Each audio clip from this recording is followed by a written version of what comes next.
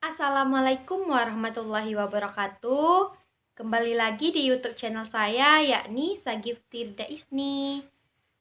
Pada video kali ini saya akan membacakan sebuah cerpen dengan judul Dari Masa ke Masa karya A.A. Nafis. Nah, sebelum saya membacakan, jangan lupa kunjungi YouTube channel Sagif Tirda Isni ya. Jangan lupa like, komen, dan subscribe. Selamat menonton.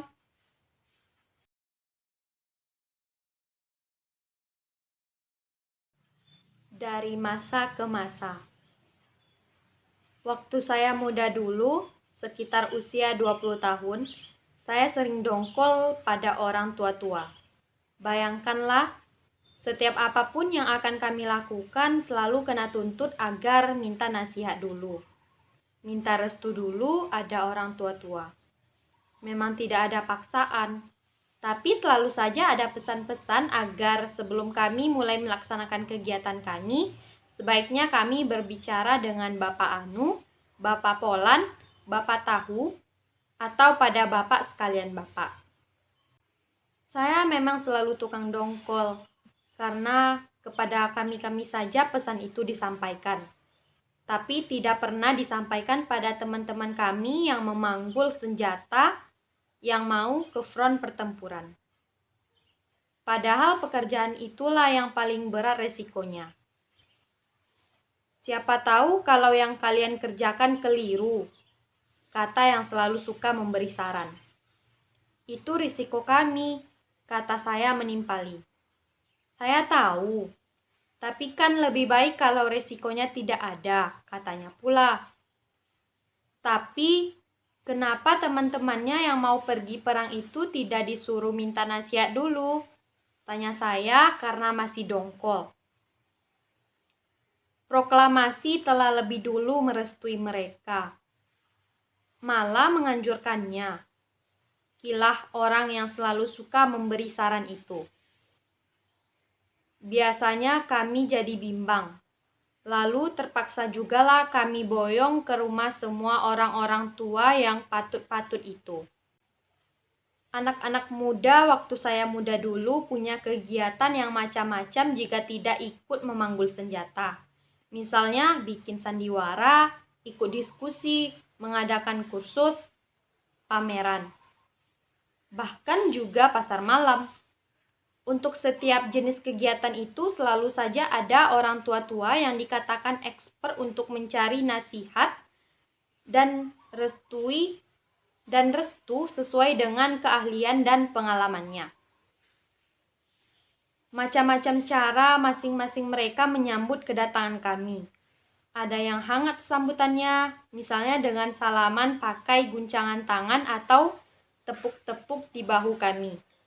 Ada yang lagi asik menulis terus setelah tahu kami datang. Juga ada yang baru muncul setelah sejam kami menunggunya di ruang tamu. Pada umumnya oleh orang tua-tua itu kami diberi wejangan yang tak pernah pendek-pendek, selalu panjang berjela-jela sampai pantat kami gelisah. Bukan karena penat saja, tapi juga karena digigit kepinding, sejenis kutu busuk yang dikatakan bangsat oleh orang Jakarta. Bukan main dongkolnya kami. Lebih-lebih saya yang memang pendongkol nomor 1 di antara teman-teman. Betapa tidak. Sudah menunggu begitu lama, lalu diberi wejangan panjang-panjang yang sering tidak ada sangkut pautnya dengan urusan kami. Lalu digigit kepinding pula. Sungguh jahanam bangsat itu. Kata saya dalam hati, kalau teman-teman kami yang prajurit itu harus menerima wejangan sepanjang itu bila hendak pergi ke front, pastilah serdadu musuh sudah menanti di balik pintu. Lama-lama, setelah berpengalaman cukup banyak, saya bisa menarik kesimpulan tentang sikap orang-orang tua itu. Kalau orangnya orang partai, sambutannya selalu hangat pada kami orang muda. Kalau orangnya orang pandai, yang pada umumnya bekas guru, Kedatangan kami selalu disambut dikala mereka sedang sibuk. Entah sedang menulis, entah sedang membaca, dan tidak jarang pula sedang memangkas tanaman bunga di halaman rumahnya. Tapi, kalau ia pejabat, apa ia orang partai atau orang pandai, mereka selalu suka membiarkan kami menunggu berlama-lama di ruang tamu. Hal yang sama dilakukannya bila datang ke kantor atau rumahnya. Betapa tidak enaknya diberlakukan demikian. Namun, prosedur memuliakan orang tua-tua itu tak dapat dihindarkan kalau kami mau aman dalam kegiatan kami. Bertahun-tahun kemudian saya menarik kesimpulan bahwa orang tua-tua itu bersikap demikian kepada kami orang-orang muda dulu itu karena mereka tengah memelihara posisinya yang tinggal sekomeng lagi. Karena kekuasaan revolusi tidak berada di tangan mereka. Lebih susah lagi kalau kami berhasil dengan gemilang dalam melaksanakan kegiatan kami. Kami akan selalu direpotkan orang tua-tua itu. Malah tambah sering kami sukses, tambah repotlah kami. Mereka pada mendesak kami agar memintanya menjadi penasehat kamilah, pelindung kamilah. Bahkan ada di antara mereka yang bergembar-gembor kemana-mana, bahwa kami adalah anak asuhnya lah, anak kadernya lah. Klaim mereka itu bukan menyenangkan, malahan sangat menyulitkan kami. Sebab pada waktu saya muda dulu, partai-partai sangat banyak dan mereka semua saling sengit dalam berjor-joran. Kalau satu orang telah kami minta jadi penasihat kami atau biarkan mereka mengklaim kami, maka orang lain yang berlainan partai akan membilang kami sebagai mantel partai anu, sehingga orang partai lain bisa sakit hati. Tak jarang terjadi kami terkena intrik dari pihak yang tidak suka. Hal-hal yang memang membingungkan, menyusahkan, bahkan juga menimbulkan kecewa dan mematahkan semangat. Dan saya juga jadi tambah dongkol lagi. Waktu saya muda dulu, suatu sukses bukanlah hal yang menyenangkan.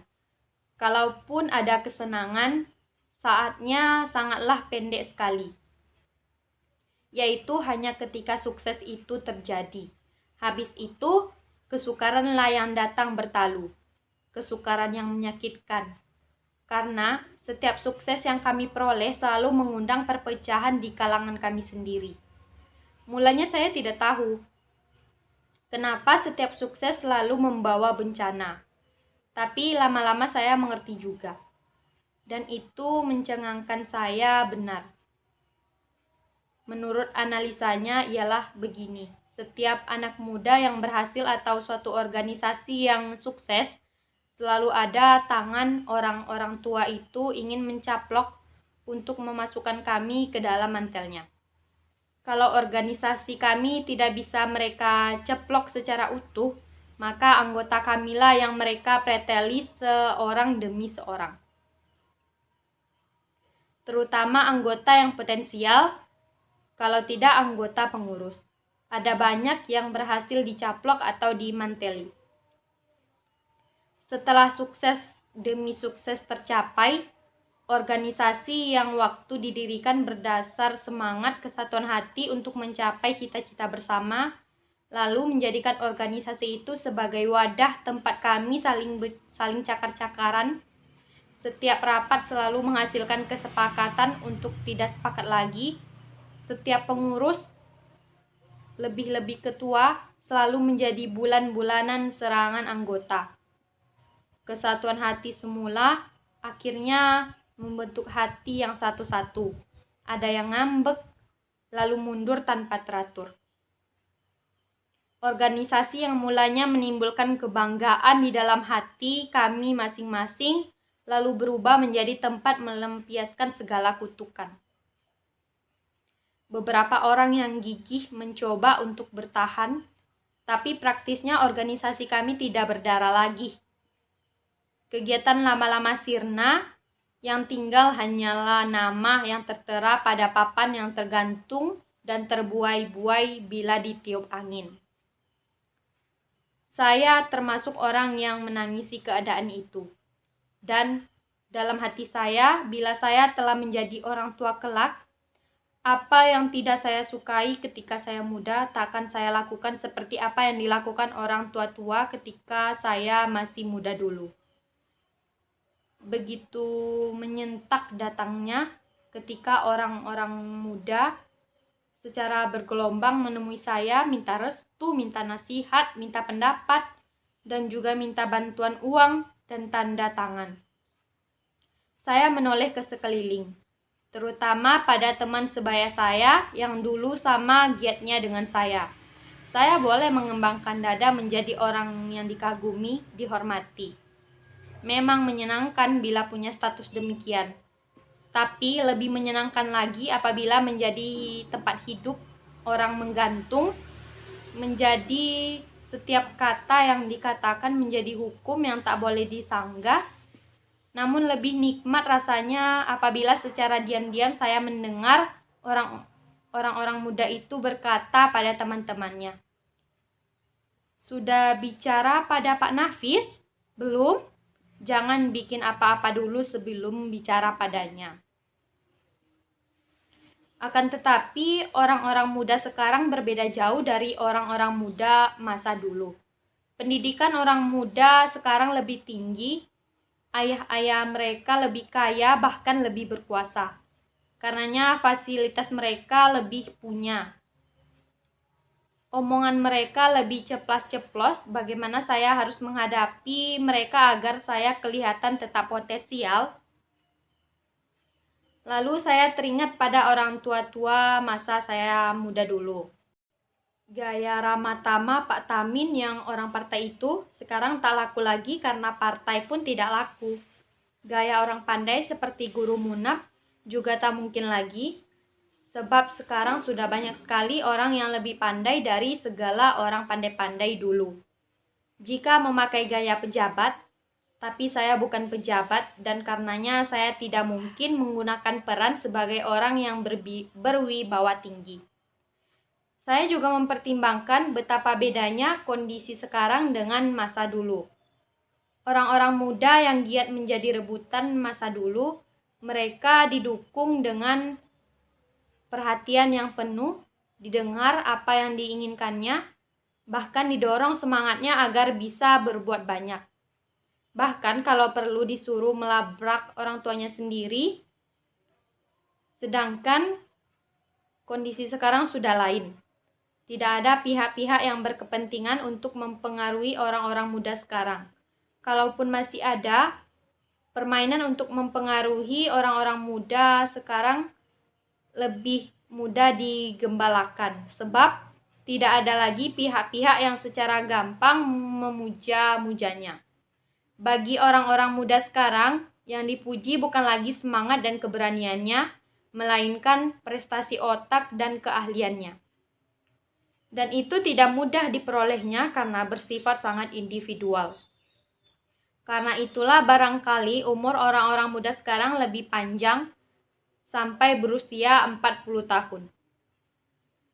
Ketika saya ketemu dengan sobat masa muda yang baru kembali dari posnya sebagai diplomat di luar negeri, kami membanding-bandingkan apa yang kami lakukan di dalam usia yang sama dengan orang-orang muda sekarang. Pada waktu orang-orang muda sekarang masih sekolah, orang-orang muda dulu telah jadi komandan batalion. Anak-anak sekolah SMA dulu telah bisa menjadi guru, bahkan direktur SMA wisata swasta. Sedangkan anak-anak SMA sekarang tidak bisa berbuat apa-apa. Dari sudut ini, Indonesia ternyata tidak maju. Mungkin karena dinamika orang-orang muda masa dulu yang menyebabkan saya dongkol melihat tingkah laku orang tua-tua yang sangat sok-sokan. Sehingga saya berjanji dalam hati saya, jika saya telah tua, apa yang tidak saya sukai tentang tingkah laku orang tua-tua terhadap orang-orang muda tidak akan saya lakukan, kata saya pada sobat itu setelah lama kami merenung-renung. Apa janji itu Bung lakukan? Tanya sobat saya yang bekas diplomat itu. Ya, saya lakukan. Kenapa? Karena saya percaya apapun yang dapat kita lakukan di waktu muda dulu pastilah dapat dilakukan oleh orang-orang muda sekarang. Tapi nyatanya orang-orang muda sekarang begitu sulit melepaskan dirinya dari sifat kekanak-kanakannya, kata kita. Tapi, apa kata orang tua-tua kita dulu tentang kita? Tanya saya membalikan alasannya. Coba Bung renungkan. Apabila orang-orang muda sekarang diberi peran yang sama seperti apa yang kita lakukan dulu, akan apa jadinya republik ini? Tanya sobat saya itu seraya membelalakkan matanya. Tiba-tiba saya ketawa, saya meledak, sehingga air mata saya pun berderai-derai. Lalu matanya yang belalak jadi menyipit sebelum bertanya kenapa saya tertawa. Kinilah saya baru tahu, kerjaan kita yang terutama sekarang ialah membenahi akibat kerja kita masa lalu, kata saya yang masih belum dapat menghentikan ketawa. Dan sobat saya itu memang diplomat, karena ia tersenyum saja oleh kata-kata saya itu. Seperti senyum anak-anak saya bila melihat bintang favoritnya tampil dalam acara dari masa ke masa di televisi.